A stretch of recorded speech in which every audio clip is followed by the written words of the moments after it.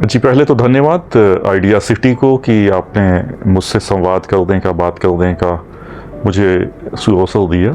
Buddhist tourism management का department पूरे देश में कहीं नहीं है, क्योंकि प्राचीन भारत का इतिहास मुख्य तौर पे मगध साम्राज्य का इतिहास है। एक ऐसा विभाग मैंने स्थापित किया जिसमें बौद्ध धर्म का ज्ञान भी मिले और टूरिज्म मैनेजमेंट का ज्ञान भी मिले। भारत के अंदर सबसे ज़्यादा जो है टूरिस्ट स्पॉट जो हैं, पिलग्रिमेज स्पॉट जो हैं, वो बौद्ध धर्म के हैं, यदि अंतर्राष्ट्रीय दृष्टि से देखा जाए, जिनकी प्राचीनता सबसे ज़्यादा है। नवनालंदा महाविहार इस वर्ष 75 वर्ष का हो रहा है और हम लोग इस 75 वर्षों में यदि इसकी उपलब्धियों को देखें तो अनंत उपलब्धियां हैं।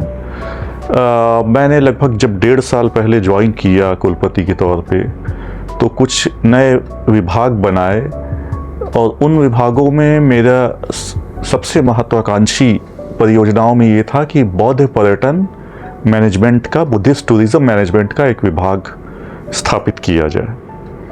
इसकी कारण ये था कि भारत में टूरिज्म मैनेजमेंट के बहुत सारे डिपार्टमेंट हैं। मैं बनारस हिंदू विश्वविद्यालय से आता हूँ, जहाँ मैं सीनियर प्रोफेसर हूँ, वहाँ भी टूरिज्म मैनेजमेंट का डिपार्टमेंट है। लेकिन मैंने देखा कि बुद्धिस्ट टूरिज्म मैनेजमेंट का डिपार्टमेंट पूरे देश में कहीं नहीं है।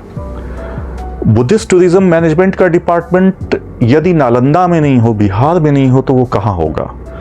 क्योंकि प्राचीन भारत का इतिहास मुख्य तौर पे मगध साम्राज्य का इतिहास है। मगध साम्राज्य भारत की बाउंड्री के बाहर, आज का जो भारत है उसकी बाउंड्री के बहुत बाहर तक फैला, अफगानिस्तान वगैरह सब उसके के अधीन थे। और प्राचीन भारत के इतिहास में बौद्ध जितने प्राचीन स्थल मिलते हैं, जितने प्राचीन स्तूप मिलते हैं, जितने प्राचीन अवशेष मिलते हैं, जिसमें कि प्राचीन नालंदा महाविहार भी है,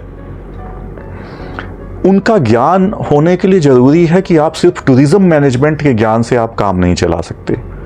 आपको बौद्ध धर्म का भी ज्ञान होना चाहिए, उसकी फिलॉसफी का, उसके इतिहास का, उसके सौंदर्य शास्त्र का, उसके आर्किटेक्चर का ज्ञान होना चाहिए। साथ में टूरिज्म मैनेजमेंट की भी आपकी समझ होनी चाहिए। इसलिए एक ऐसा विभाग मैंने स्थापित किया जिसमें बौद्ध धर्म का ज्ञान भी मिले और टूरिज्म मैनेजमेंट का ज्ञान भी मिले। टूरिज्म मैनेजमेंट एक आधुनिक विधा है जिसको जाने बिना आप बौद्ध धर्म के बहुत ज्ञाता होने के बावजूद टूरिज्म के क्षेत्र में ज़्यादा नहीं कर पाएंगे कुछ। और टूरिज्म मैनेजमेंट आप बहुत जानते रहेंगे लेकिन आप बौद्ध धर्म नहीं जानते रहेंगे। तो मैं प्रायः देखता हूँ कि टूर विशेषज्ञ जब बौद्ध स्थल घुमाते हैं तो वो इतनी कच्ची या इतनी कमज़ोर या इतनी ख़राब या झूठी जानकारियाँ देते हैं, जिससे कि यदि कोई जो उनके साथ का प्रतिनिधिमंडल है, यदि उसे जांच ले गूगल पे, किसी AI पे, तो पता लग जाएगा कि वो बहुत सारी बातें झूठ बोल रहा है। और आज के युग में ये बातें बहुत आसानी से जानी जा सकती हैं कि ये गलत जानकारी दे रहा है। ऐसे में बौद्ध टूरिज्म मैनेजमेंट जो है, ये एक समागम है जिसमें कि जो छात्र हैं वो ट्रेन होंगे बौद्ध धर्म और टूरिज्म मैनेजमेंट दोनों में। ये एक वैल्यू एडिशन है, टूरिज्म मैनेजमेंट से कहीं आगे जाने वाला कोर्स है। भारत के अंदर सबसे ज़्यादा जो है टूरिस्ट स्पॉट जो हैं, पिलग्रिमेज स्पॉट जो हैं, वो बौद्ध धर्म के हैं, यदि अंतर्राष्ट्रीय दृष्टि से देखा जाए, जिनकी प्राचीनता सबसे ज़्यादा है। अंतर्राष्ट्रीय पर्यटक पूरी दुनिया से बौद्ध स्थलों के लिए निरंतर हर वर्ष आते हैं। बौद्ध देश इतने ज़्यादा हैं, हर बौद्ध देशों में मैंने प्राय सभी बौद्ध देशों में मैं रहा हूँ। हर बौद्ध देश के लोगों का एक सपना होता है कि भारत के जो इस पे विशेष तौर पे जो भगवान बुद्ध से संबंधित 4 तीर्थ स्थल हैं, जहाँ उनका जन्म हुआ, जहाँ उनको ज्ञान प्राप्ति हुई बोध गया, फिर जहाँ उन्होंने पहला प्रवचन दिया सारनाथ, और जहाँ उनका परिनिर्वाण हुआ कुशीनगर।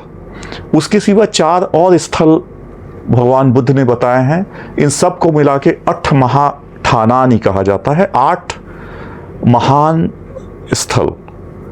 फिर उसमें वैशाली आ जाता है, श्रावस्ती आ जाता है, संकिसा आ जाता है। इस तरीके से 4 और स्थल जुड़ जाते हैं। इन 8 बौद्ध स्थलों की जानकारी, जिसमें ज़्यादातर बिहार में है, और उसके साथ टूरिज़्म मैनेजमेंट का बोध कि कैसे टूरिज़्म सेक्टर काम करता है, उसका मैनेजमेंट कैसे होता है, इन दोनों के समागम को लेकर के जो छात्र ट्रेनिंग पाएगा, जो हमारे विश्वविद्यालय के विभाग में प्रवेश लेगा, उसे दोनों का ज्ञान मिलेगा, और वो भी नालंदा जैसी पावन धरती पे मिलेगा जिसने पूरे विश्व को अपने ज्ञान से आलोकित किया। आज भी विश्व में यदि ज्ञान की बात होती है तो एक ब्रांड जो है जिसको निर्विवाद तौर पे बोला जा सकता है वो है नालंदा।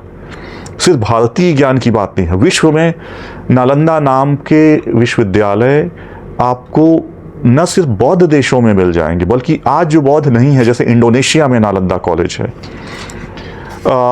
स्पेन में नालंदा नाम का कॉलेज है, तब कि वो क्रिश्चियन कंट्रीज़ हैं, यूरोप के देश हैं। तो ऐसे में नालंदा में बौद्ध पर्यटन मैनेजमेंट का ज्ञान, जिसमें कि स्वाभाविक तौर पे पूरा इकोसिस्टम है। आप मगध के केंद्र में है, जो प्राचीन मगध साम्राज्य उसके केंद्र में रह करके, जहाँ बगल में राजगीर है, जो राजगीर मगध साम्राज्य की राजधानी हुआ करता था, उन सब के ज्ञान के साथ, टूरिज़्म मैनेजमेंट की स्किल के साथ जब आप निकलेंगे तो निश्चित तौर पे भारत या विश्व के किसी भी अन्य विश्वविद्यालय के टूरिज़्म मैनेजमेंट के से पढ़े छात्रों से, छात्राओं से आप ज़्यादा बेहतर होंगे, क्योंकि आपकी समझ बहुत विराट होगी।